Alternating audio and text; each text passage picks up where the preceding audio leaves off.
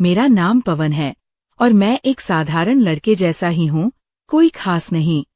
लेकिन मैं लोगों में अलग दिखता हूँ। मेरी ऊंचाई 5.5 फुट है, लेकिन जिम जाकर बनाई गई मजबूत बॉडी के कारण मैं थोड़ा आकर्षक दिखता हूँ। मैं इंजीनियरिंग कर रहा था और मुझे हाल ही में छुट्टियां मिली थी। एक दिन हमारे पड़ोस का हमेशा बंद रहने वाला फ्लैट खुला हुआ दिख रहा था। मैंने उत्सुकता से पता किया तो मालूम हुआ कि ये जगह किसी ने किराए पर ली है। मैंने मन में सोचा, चलो अच्छा है, छुट्टियों में कोई साथ तो मिलेगा, क्योंकि हमारी बिल्डिंग में ज्यादा लोग नहीं रहते। इन नए लोगों के बारे में और पता करने पर मालूम हुआ कि दिल्ली का एक जोड़ा आया है, उन्होंने ये जगह किराए पर ली है। मैंने सोचा, चलो और भी अच्छा है। वे 3 लोग थे, पति राहुल, पत्नी प्रिया और उनकी 2 साल की छोटी बेटी सरिता।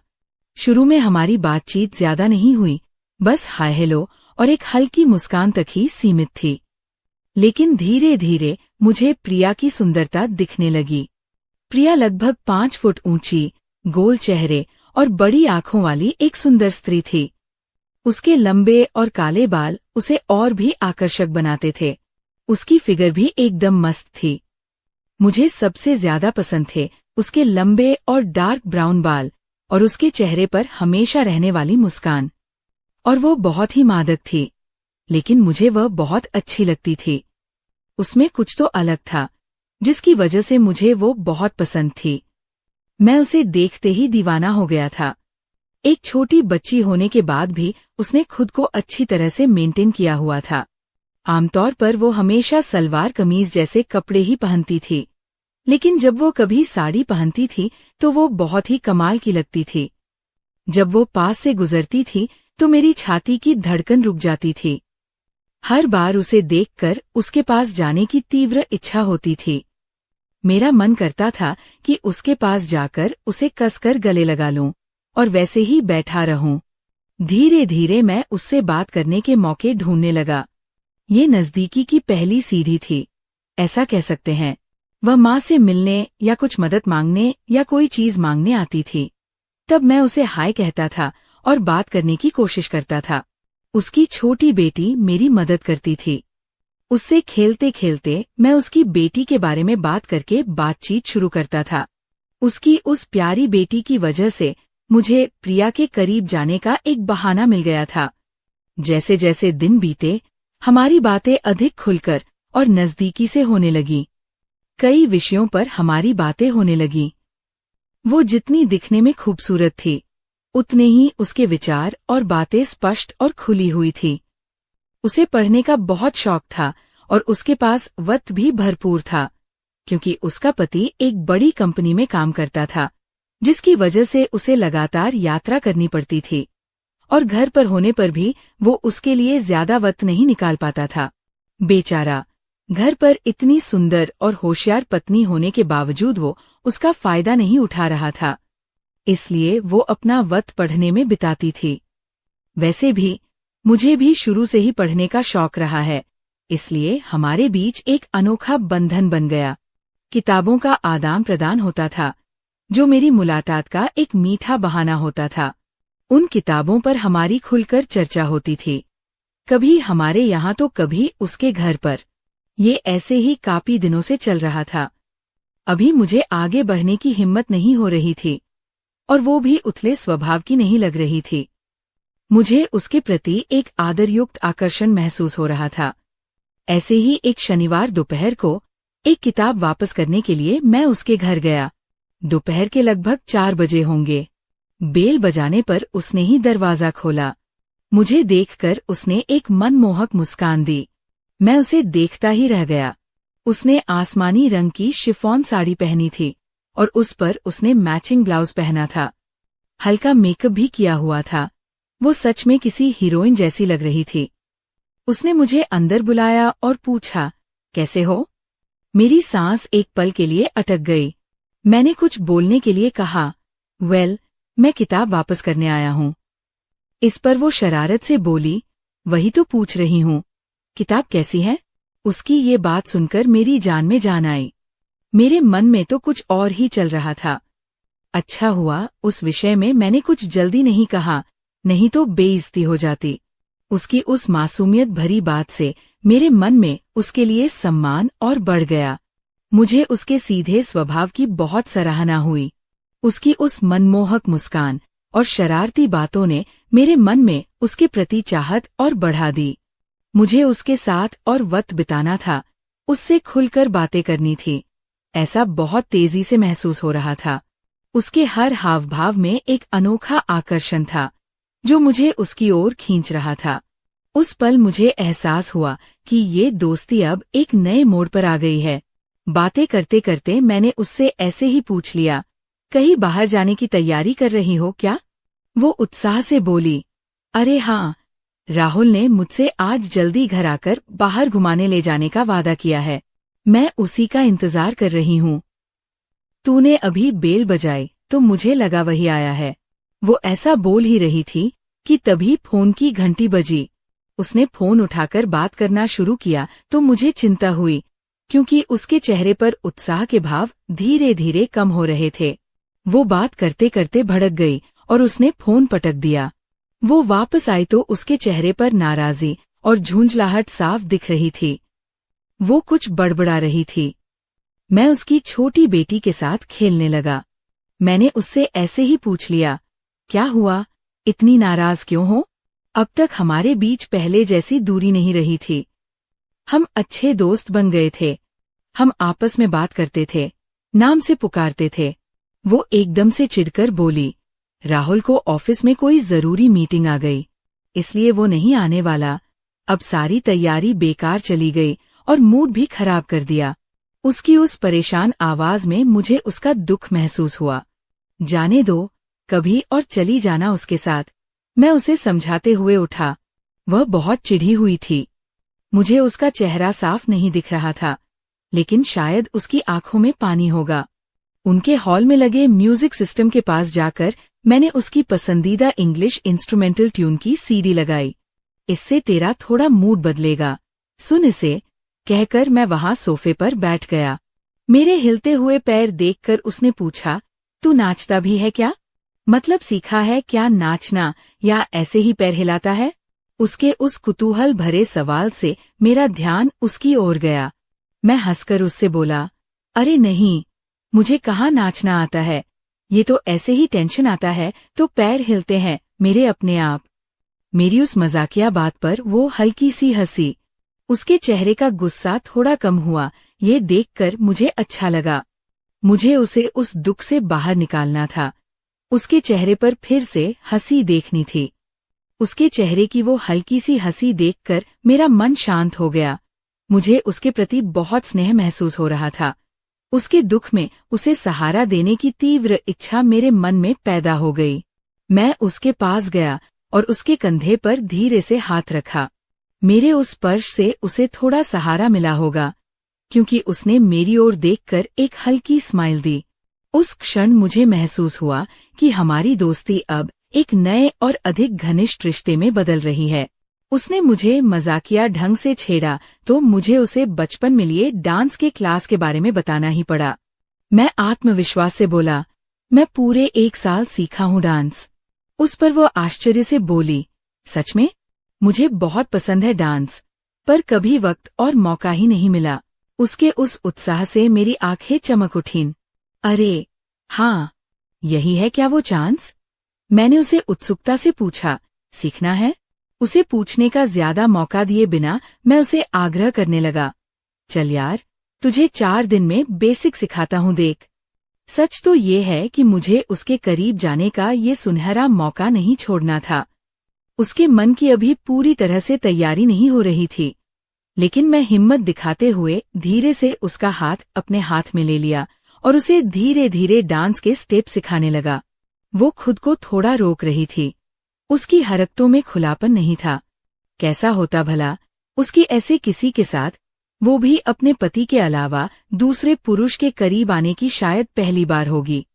पर धीरे धीरे वो सहज होती गई। उसका डर और झिझक दोनों कम होने पर वो मेरे बताए अनुसार स्टेप्स मिलाने लगी। पहले हमारे स्पर्श औपचारिक थे। जैसे जैसे और वक्त बीता वैसे वैसे वो और सहज हो गई। उसे उन स्टेप्स में मजा आने लगा। मेरा एक हाथ उसके हाथ पर धीरे से रखा था और उसे उस स्पर्श का कुछ महसूस भी नहीं हो रहा था।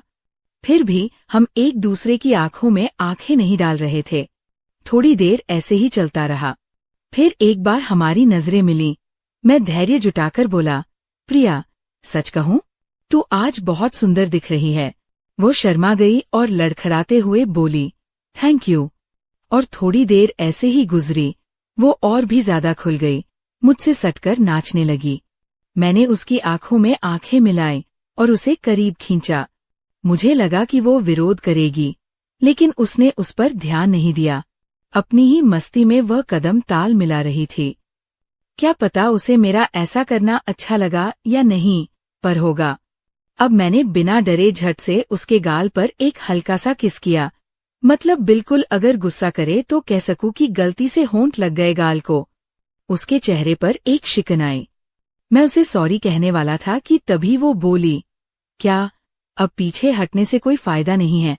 मैं धीरज रखकर बोला, दुनिया की इतनी सुंदर स्त्री को गले लगाकर नाचते वक्त एक सिंपल किस भी नहीं करना।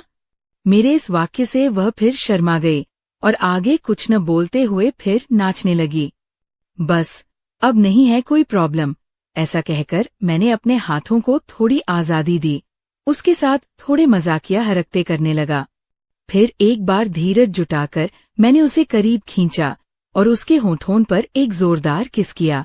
उसने एक जोर का धक्का देकर मुझे दूर कर दिया। मैंने मन ही मन खुद को 1000 गालियां दी। क्या जरूरत थी जल्दी करने की पागल, आती धीरे धीरे करीब। अब मर गया तू 12 के भाव में। एक ही पल में मेरे मन में ये भाव आ गए। अब तेल भी गया और घी भी गया। उसके उस धक्के से मैं पूरी तरह से घबरा गया था। मुझे क्या बोलूं कुछ समझ नहीं आ रहा था। उसके चेहरे का गुस्सा और नाराजगी साफ दिख रही थी। मुझे लगा अब सब बिगड़ गया। मेरी दोस्ती भी गई और उसके साथ नजदीकी बनाने का मौका भी।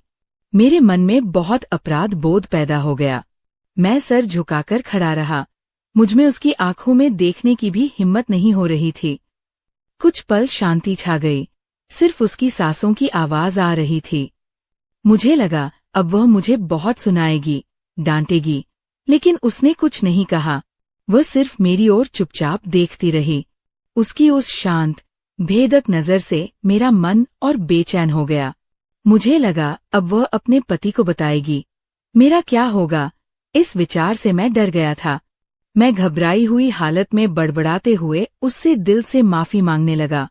सॉरी प्रिया, मैं खुद को नहीं रोक पाया। मुझे तुझे दुखाना नहीं था यार, पर तुझे देखकर मैं अपने मन को नहीं रोक पाया। सॉरी, फिर नहीं होगा ऐसा। गुस्से से उसकी सांसें जोर जोर से चल रही थीं, पर मेरी हिम्मत नहीं थी उसकी ओर देखने की। मेरा नसीब अच्छा था, इसलिए ठीक उसी वक्त उसकी वो छोटी बच्ची रोने लगी। वो मुझसे कठोर आवाज में बोली, अभी के अभी निकल यहाँ से। मैं उससे फिर माफी मांगकर तुरंत बाहर निकल गया। अब आगे क्या लिखा है किसे पता। इसने अगर अपने पति को बताया तो, और मेरे घर में पता चलेगा ही। उसने अगर ऐसा किया तो मर गया मैं। अब मार तो पड़ेगी ही, पर सोसाइटी में मुंह दिखाने की भी जगह नहीं बचेगी। पसीने से तरबतर हो गया मैं घर आते आते। 2-4 दिन ऐसे ही तनाव में गुजरे। कुछ नहीं हुआ तो मुझे लगा खत्म हो गया सब। बेकार में जल्दी की हमने। पर अचानक एक सुबह मुझे उसका फोन आया। प्रिया बोली, पवन, आई एम सॉरी। मुझे वैसा नहीं बर्ताव करना चाहिए था तेरे साथ उस दिन। क्या तू मुझे फिर डांस लेक्चर्स देगा? मैं 1 सेकंड के लिए सुन्न हो गया और उससे बोला, जरूर, जरूर दूंगा। उसमें क्या बड़ी बात है? उसने उसी दिन दोपहर 3 बजे घर आने को कहा मुझसे। मेरी खुशी का ठिकाना नहीं रहा। उस दोपहर का मैं पागलों की तरह इंतजार करने लगा। घड़ी आगे नहीं बढ़ रही थी मानो। घर पर बता दिया कि मैं दोस्त के यहाँ जा रहा हूँ और आने में शायद देर हो जाएगी। बेकार में घर वाले परेशान न हों। 3 बजने में 5 मिनट कम थे कि मैं बाहर निकल गया। दरवाजा बंद किया और उसके घर के दरवाजे पर दस्तक दी। वह मानो इंतजार ही कर रही थी। 1 सेकंड में दरवाजा खुल गया। उसने ही दरवाजा खोलकर हंसकर मेरा स्वागत किया। क्या दिख रही थी वो! उसने आज गुलाबी रंग की शिफॉन की साड़ी पहनी थी। उसे देखकर मन ही मन खुश होते हुए खुद से ही बोला, बेटा, आज तेरा दिन है पक्का। अभी हम दरवाजे पर ही खड़े थे कि कोई देख लेगा, इस डर से मैं अंदर सरक गया। अंदर म्यूजिक पहले से ही चालू था। मैंने उसकी बेटी के बारे में पूछा तो वो बोली, वो अभी अभी सोई है, अब कम से कम 2-3 घंटे तो नहीं उठेगी। समझने वाले को इशारा काफी था। बिल्कुल वक्त न बर्बाद करते हुए मैंने उसे गले लगाया और नाचना शुरू किया। उसके कान में फुसफुसाया, आज किसी परी जैसी लग रही हो। मेरे उन प्यारे शब्दों से उसके चेहरे पर हल्की सी लाज की लाली फैल गई। उसकी उस शर्मीली मुद्रा से मेरा मन अधीर हो गया। मुझे उसे और करीब से महसूस करने की इच्छा हुई। उसकी आंखों में मुझे कई दिनों से चली आ रही तड़प साफ दिख रही थी और मेरे मन में भी उसके लिए वैसी ही भावना उमड़ रही थी। उस क्षण मुझे महसूस हुआ कि अब हम दोनों के मन की अव्यक्त इच्छा पूरी होने वाली थी और हम दोनों उस पल के हवाले हो गए। मुझे यकीन था कि वह मेरे गले लगकर नाचना बहुत एंजॉय कर रही है। उसके चेहरे पर खुशी साफ दिख रही थी। मैंने उसे अधीरता से पूछा, क्या मैं तुझे तेरे होठों पर किस करूं? एक पल में मैंने उससे पूछकर पीछा छुड़ा लिया। जो कुछ भी होगा वो अब उसकी मर्जी से होगा। उसने मेरी ओर थोड़ा गुस्से से देखा, पर उस आंख में मुझे ज्यादा विरोध नहीं दिखा और कुछ सोचने से पहले ही वह बोली, एक बार ही बस और आगे कुछ नहीं। उसकी उस अधूरी अनुमति से मेरा मन उत्साह से भर गया। मैं उसे हल्की आवाज में बोला, प्रिया, तुझे सच बताओ क्या? ये मैं जो कुछ भी कर रहा हूँ वो अपने लिए ही है। तेरे मन के विरुद्ध मैं एक भी चीज नहीं करूँगा। तू कहेगी तो किस भी नहीं करूँगा बस। पर ऐसा कहते कहते मैंने अपने होंठ उसके होठों पर रख भी दिए थे। उसे उत्तर दिए बिना मैं उसे धीरे धीरे किस करने लगा। वो सिहर उठी थी और हम वैसे ही नाच रहे थे। किसे पता था हम कितनी देर तक यूं ही किस करते रहेंगे। उस पल बस हम दोनों ही थे। उसका अंदाजा लेते हुए मैं अपनी हरकतें कर रहा था। अभी तक तो कोई विरोध नहीं था। मैंने अब अगला कदम उठाया तो वो बोली, मैंने तुम्हें बताया था ना, किससे आगे कुछ नहीं होगा। वो थोड़ी गंभीर होकर बोली। मैंने उत्सुकता से उससे पूछा, क्या तुम्हें सच में नहीं चाहिए? उसने फिर मेरी आंखों में देखा और आंखें मूंद ली। मुझे खुद पर काबू पाना मुश्किल हो रहा था। मैं उसके स्पर्श से बहुत उत्तेजित हो गया था। मैंने उसे अपने और करीब खींचा और उसकी गर्दन को चूमना शुरू कर दिया। उसके मुंह से आवाजें निकल रही थी। अब मैं रुकना नहीं चाहता था। उसकी आंखों में मेरे लिए प्यार और उसके स्पर्श में जो जादू था वह मुझे और भी पागल बना रहा था। उसकी हल्की हल्की खुशबू ने मेरे मन को पागल कर दिया था। उसके होठों का मधुर स्पर्श मेरे होठों को मोह रहा था। हम दोनों उस अविश्वसनीय पल का भरपूर आनंद ले रहे थे और एक नए और रोमांचक अनुभव की ओर यात्रा कर रहे थे। उसकी उस सहज प्रतिक्रिया से मेरा उत्साह और बढ़ रहा था और मैं पूरी तरह से रंग में आ गया था। मैं पूरी तरह से उत्तेजित हो गया था और मैं उसे कभी कसकर गले लगा रहा था तो कभी उसके होठों पर प्यार की बारिश कर रहा था। उसकी उस गर्म सांस और होठों के स्पर्श से मेरा मन बेकाबू हो गया था। मैं अब पूरी तरह से पागल हो गया था।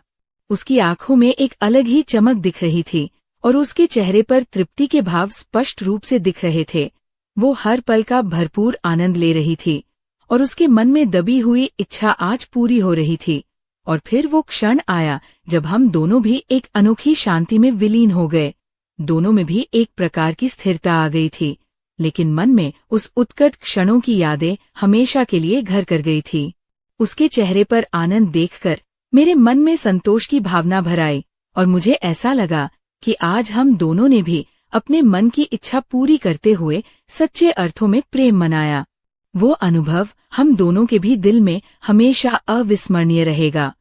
देखते ही देखते हम दोनों भी अब एक अविश्वसनीय परम आनंद के बिंदु पर पहुंच गए और एक लंबी सांस के बाद शांत हो गए।